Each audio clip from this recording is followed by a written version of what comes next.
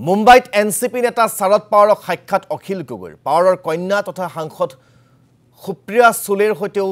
মত বিনিময় কৰে শিৱসাগৰৰ বিধায়কগৰাকীয়ে বিজেপি চৰকাৰৰ বিৰুদ্ধে নিৰ্বাচনত যুঁজা সম্পৰ্কে এনচিপি নেতাগৰাকীৰ আলোচনা অখিল গগৈৰ দেশৰ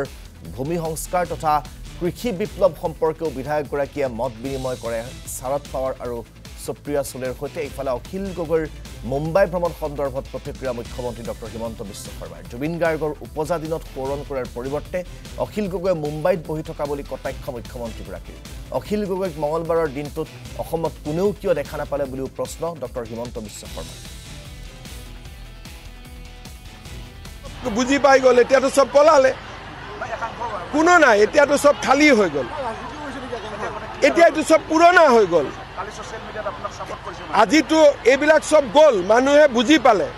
যে জুবিনৰ সমাধিত গ'লে মদ খাবই এইটো যে তেওঁ জীৱনৰ লগত নিমিলে মানুহে গম পাই গ'ল জুবিনক ন্যায় যে অকল বিজেপিয়ে দিব পাৰে তাকো গম পাই গ'ল কালিতো অখিল গগৈ ক'ত আছে কালিতো গোটেই অসমতে অখিল গগৈ কোনেও দেখা নাই কোনোবাই দেখিছে নেকি তেওঁ মুম্বাইত গৈ শৰদ পাৱাৰক লগ কৰি আছে অখিল গগৈ কিন্তু মইতো লণ্ডনৰ পৰা হ'লেও জুবিনৰ জন্মদিনত আহিছোঁ কষ্ট কৰি হ'লেও বিজেপিৰ মেম্বাৰসকলে ব্লাড দিছে আজি এইবোৰ ক'ত গ'ল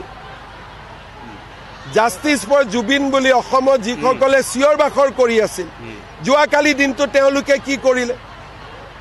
একাংশই জেনুইন মানুহখিনি কালি ব্লাড দিছে কোনোবাই নাহৰ ফুল ৰুইছে কোনোবাই বেলেগ বেলেগ কাম কৰিছে কিন্তু যিবিলাকে অসমখন নেপাল বনাবৰ কাৰণে জুবিন অনুৰাগী হৈছিল সেইবোৰতো নোহোৱা হৈ গ'ল